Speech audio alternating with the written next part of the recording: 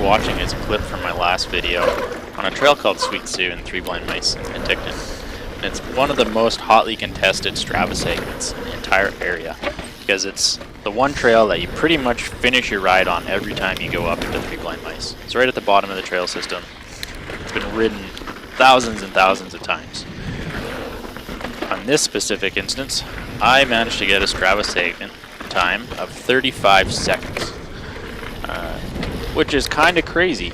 The second fastest time, if you look at the times from last year, which are the ones I want to reference here because the trail, as you see here, was completely rebuilt at the end.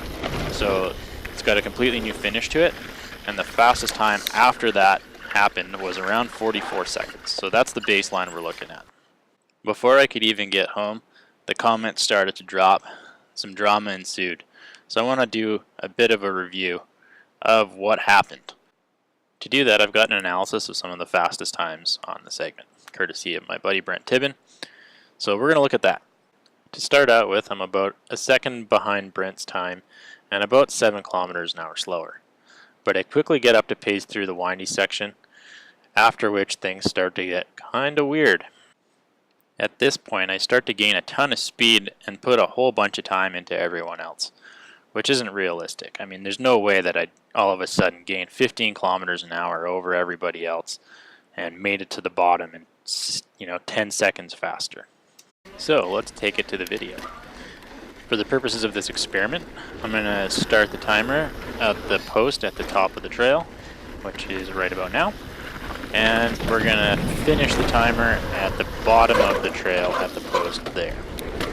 So by now, I'm pretty much on pace with Brent's time, pinning it, ripping the corners, having a good time, not paying attention to the beautiful golden sunlight in the horizon.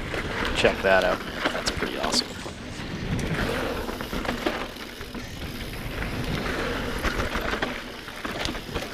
At this point, things start to get weird in Strava, and I shoot ahead of everybody else and somehow magically end up at the finish line, which obviously isn't what happened when you watch the video.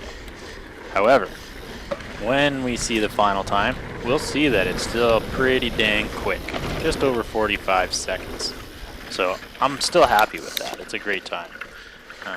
How do you compare it against the Strava times? Well, unfortunately, I don't think we can. GPS and Strava are still too prone to errors, so knowing where exactly the segment starts and ends kind of leaves a big question mark. So for now, we're just going to have to leave it at that.